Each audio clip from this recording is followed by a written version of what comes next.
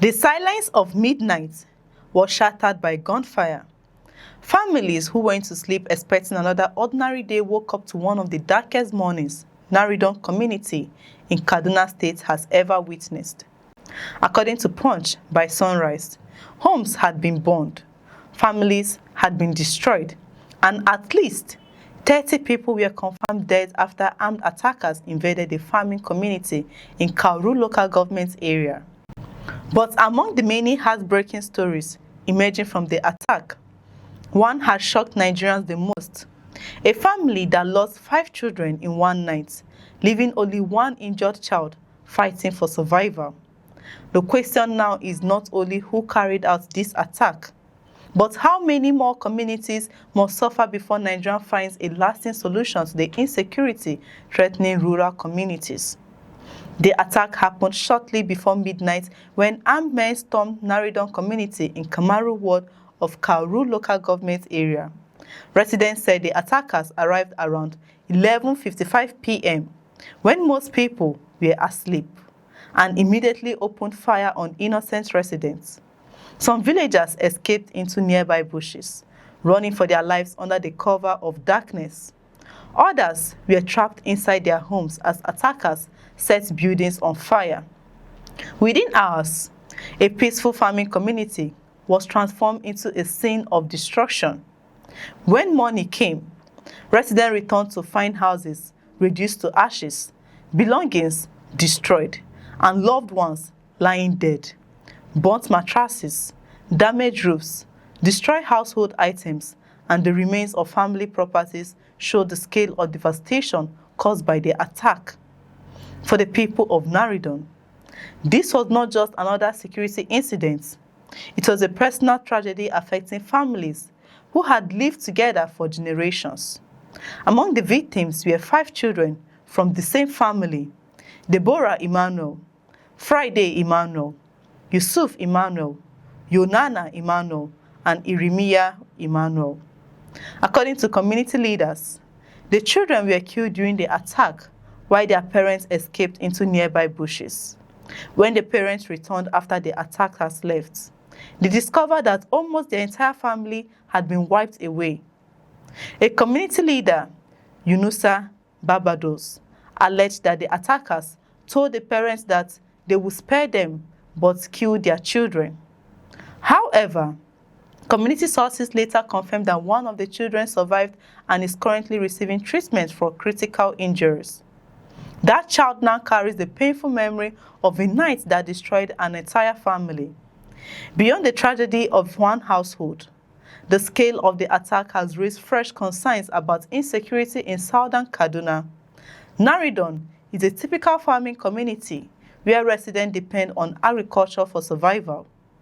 Before the attack, life followed a familiar pattern.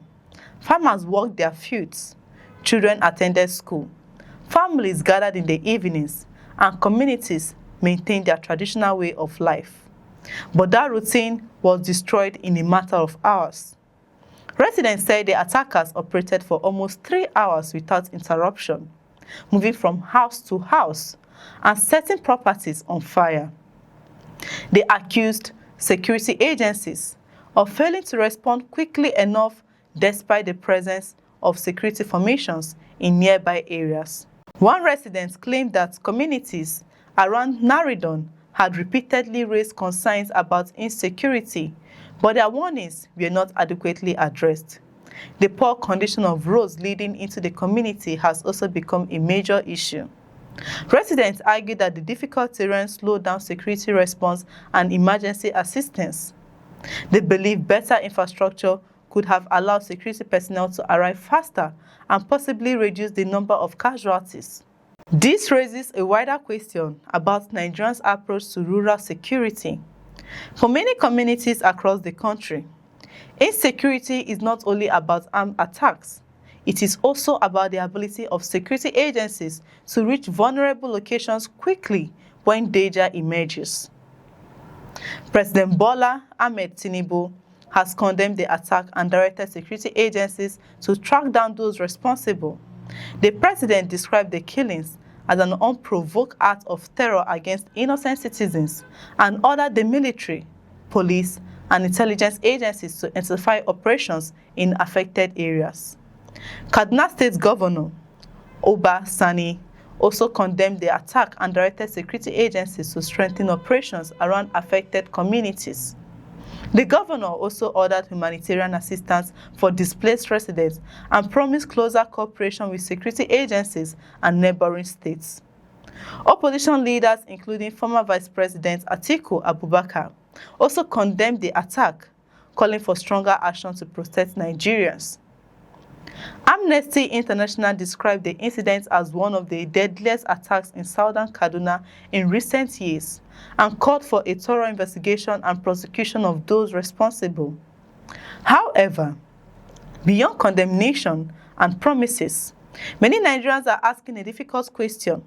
Why do attacks continue despite years of security operations and government interventions?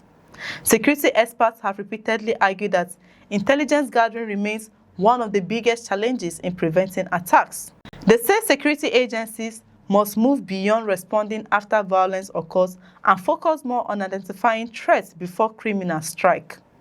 For survivors of Naridon, rebuilding will require more than replacing destroyed homes. Families who lost loved ones will need emotional support. Children who survive violence will need protection and assistance. Communities will need resources to rebuild their livelihoods, because behind every casualty figure is a human story. A parent who lost a child who lost siblings, and a community forced to bury another group of innocent citizens. The tragedy in Naridon is another painful reminder that Nigeria's insecurity crisis continues to demand urgent attention. The victim may now be buried, but the question remains: who will protect vulnerable communities before the next attack? How many more families must suffer before lasting solutions are found? And how will Naridon become another forgotten tragedy, or the moment Nigeria finally confronts the reality facing its rural communities?